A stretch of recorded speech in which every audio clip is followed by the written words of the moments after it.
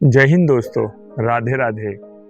दोस्तों, हम बगिया तो तैयार कर लेते हैं सब्जियों की, ऑर्गेनिक खेती की भी बात करते हैं, पर हम कहीं नेचर को भूल जाते हैं। नेचर मतलब पूरी तरह से जुड़ना उससे। तो आज मैं इस टॉपिक पर ही बात करूंगा कि कैसे नेचुरल चीज़ों को साथ में रख के, जो आप कर रहे हैं वो तो करिए, पर साथ में रख के, जैसे फूलों को साथ में रख के हम कैसे हमारे पौधों को ज़्यादा पोषण दे सके, बीमारियों से बचा सके और ज़्यादा से ज़्यादा कैसे उनसे प्रोडक्शन ले सके। तो आज हम सदाबहार, गेंदा और ऐसे कुछ पौधों की बातें करेंगे जो फूल तो देते हैं और जिन्हें कम से कम मेंटेनेंस की आवश्यकता होती है, कम से कम पोषण की आवश्यकता होती है और कम से कम पानी देने की आवश्यकता होती है। और यही पौधे हमारे सब्जियों के लिए बहुत ही लाभदायक और चमत्कारिक परिणाम लाते हैं। तो दोस्तों, अगर आप सॉइल टू सोल गार्डनिंग पर पहली बार आए हैं तो रिक्वेस्ट है आप इसे सब्सक्राइब करें, जिससे हमें मोटिवेशन मिलता रहे।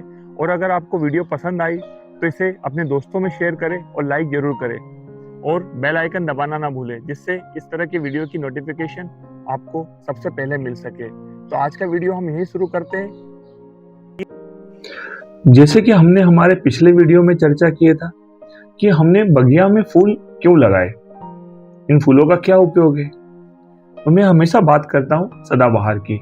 सदाबहार एक लो मेंटेनेंस, कम खर्च और कम पोषण लेने वाला पौधा होता है और हमेशा यह फूल देने वाला। कभी कभार थोड़ा पानी डाल दिया, बस इसमें ये फूल खिलने लगते हैं। ये फूल क्यों लगाते हैं?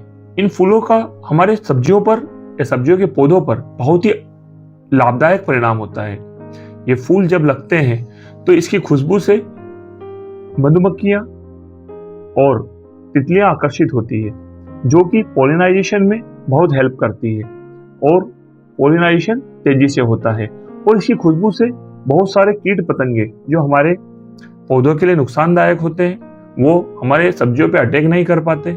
और जब इसके पत्ते झड़ते हैं तो ये मिट्टी में मिलकर खाद का काम करते हैं। तो इससे भी हमारी मिट्टी पोषित होती है और हमारे जो सब्जियों के पौधे होते हैं वो जड़ों से उसे खींच लेते हैं और हमें इससे ज्यादा फ्रूटिंग मिलती है और हमारा पौधा बहुत ही हेल्दी और बीमारियों से मुक्त रहता है और हमारी बगिया भी खिली खिली लगती है। ये जो सदाबहार का पौधा है, यह हर सीजन में फ्लावरिंग देता है और इसकी फ्लावरिंग कम कंपोस्ट खाद थोड़ा सा भी डाल देंगे तो अच्छी फ्लावरिंग देगा और कम पानी में इसका काम हो जाता है।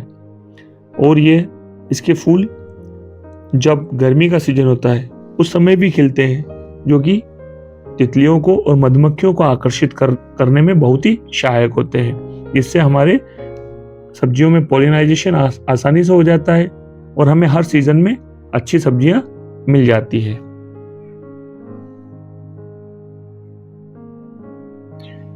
इसी तरह अभी हमने सदाबहार के पौधे की बात किया, अब हम चलते हैं अपने दूसरे पौधे की ओर जो हर सीजन में फ्लावरिंग देता है, और वो है गेंदा।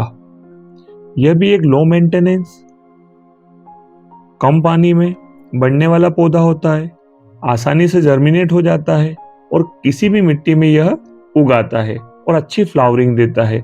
इसके फूल बड़े सुंदर होते हैं, इसमें बहुत सारी प्रजातियां पाई जाती है और इसमें बीमारियां भी कम आती है। और तीसरी बात यह है कि यह हमारे सब्जियों को बीमारियों से बचाता है, जैसे व्हाइट फ्लाई। गेंदे की गंध से, फूलों की खुशबू से व्हाइट फ्लाई नहीं आती है। और भी बहुत सारे प्रकार के जो कीट पतंगे होते हैं जो हमारे फसलों के लिए नुकसानदायक है, वह इनसे दूर रहते हैं। तो इसलिए गेंदे के पौधे को हमारे सब्जियों के पौधों के आसपास जरूर लगाएं। ये अलग अलग रंगों में होते हैं और इसके रंग इतने चटक होते हैं कि यह जो मित्र कीट होते हैं, जो तितलियां होती है, जो मधुमक्खियां होती है, इनको आकर्षित करती है।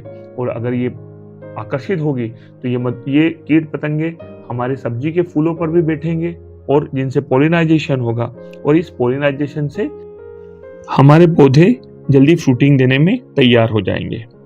तो इस प्रकार आज हमने 2 फूल देने वाले पौधों की बात की जो लो मेंटेनेंस में, कम पानी में जल्दी तैयार हो जाते हैं और कहीं पर भी किसी भी मिट्टी में आसानी से ग्रो कर लेते हैं और जो हमारी सब्जियों को कई प्रकार की बीमारियों से बचाते हैं। तो दोस्तों, इन फूलों को अपनी बगिया में जरूर शामिल करें जिससे हमारी सब्जियां बीमारियों से बच सके।